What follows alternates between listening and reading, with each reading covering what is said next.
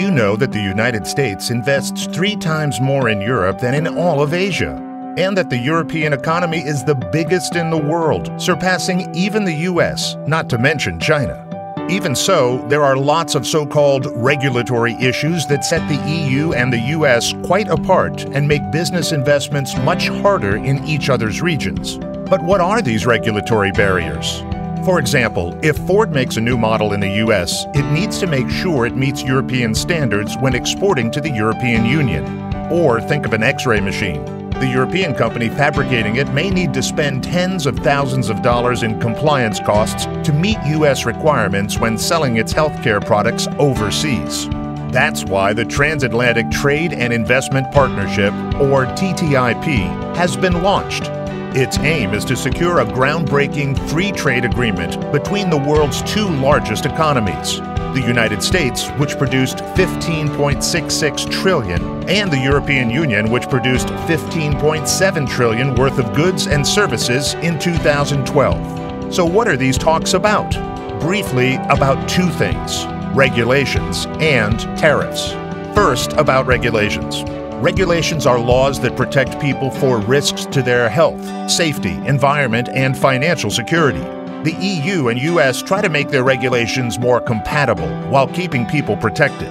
For existing regulations, this can mean that when US regulations and EU regulations have the same effect, like prescribing the safe level of food additives or approving drugs, they can be recognized even if their content or the authorization process is different. The regulations can also be brought closer to each other by changing them or updating them. Or think of car safety guidelines. For instance, the EU and US have different but similar safety requirements in relation to car lights, door locks, seat belts, and electric windows.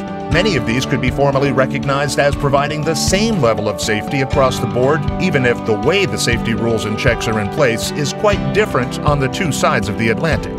Second, the tariffs.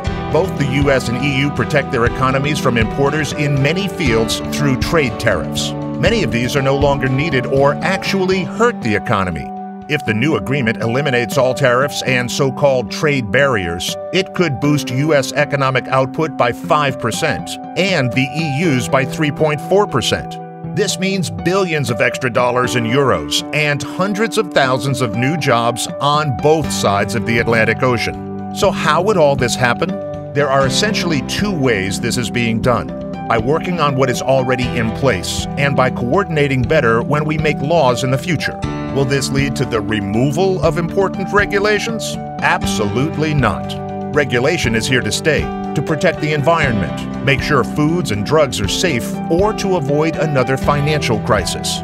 The talks will also deal with licensing and qualification requirements, liberalizing investment procedures in both the EU and the US, and improving access to government procurement opportunities so private firms can bid for public tenders in both markets.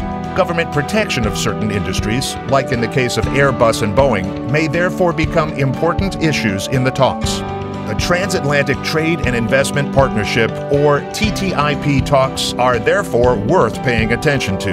They can open tremendous opportunities, but may require flexible adjustment too. Keep your fingers crossed.